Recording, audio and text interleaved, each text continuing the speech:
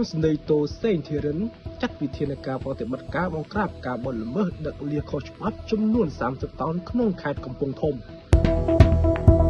នៅយប់ថ្ងៃទី3ខែតុលាឆ្នាំ2025វេលាម៉ោង 2:30 នាទីយប់ឧត្តមស្នេហ៍តូសេងធីរិនប្រធានគណៈបញ្ជាការដឹកនាំបង្ក្រាបបទល្មើសនេសាទលើផ្ទៃបឹងទន្លេសាបបានចាត់តាំងកម្លាំងអង្គភាពចំណុះយោធាភូមិភាគទី5ដឹកនាំដោយវីរៈស្នេហ៍តូសវិបុលសហការជាមួយកម្លាំងតំបន់ប្រតិបត្តិការស្ទឹងរងកំពង់ឆ្នាំងនិងកម្លាំងការិយាល័យទី2កងទ័ពជើងគោកចុះប្រតិបត្តិការបង្ក្រាបការជួញដូរនិងដឹកលាសដោយខុសច្បាប់ចំនួន30 តោនស្ថិតនៅក្នុងភូមិសាស្ត្រស្រុកស្ទងខេត្តកំពង់ធំប្រតិបត្តិការបង្ក្រាបនេះបានខិតរថយន្តសរុបចំនួន3គ្រឿងរួមមានរថយន្ត Fuso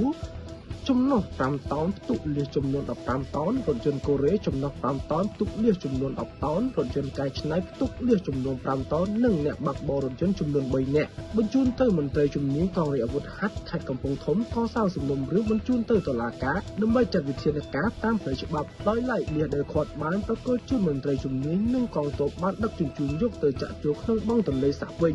ឧត្តមស្នេហ៍តូសេងធីរិនបានបញ្ជាក់ថាទោះបីកងទ័ពជាប់ដៃការពារបូរណភាពទឹកដីពីការឈានពានពីប្រទេសជិតខាងយ៉ាងណាក្តីតែដៃម្ខាងការពារទឹកដីនិងដៃម្ខាងបន្តការពារធនធានធម្មជាតិលើផ្ទៃបឹងទន្លេសាបដោយបន្តបង្ក្រាបបទល្មើសផ្សេងៗដូចជាឆក់ក្តៅត្រចៀក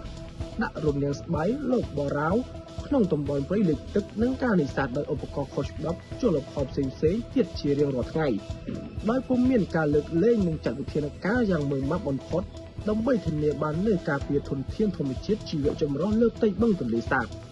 ដែលជាប្រភពធនធានមច្ឆជាតិក្នុងការរួមចំណែកជួយផ្គត់ផ្គង់នូវជីវភាពរស់នៅប្រចាំថ្ងៃរបស់ប្រជាពលរដ្ឋខ្មែរមួយចំណែកនិងផលប្រយោជន៍សេដ្ឋកិច្ចជាតិផងដែរ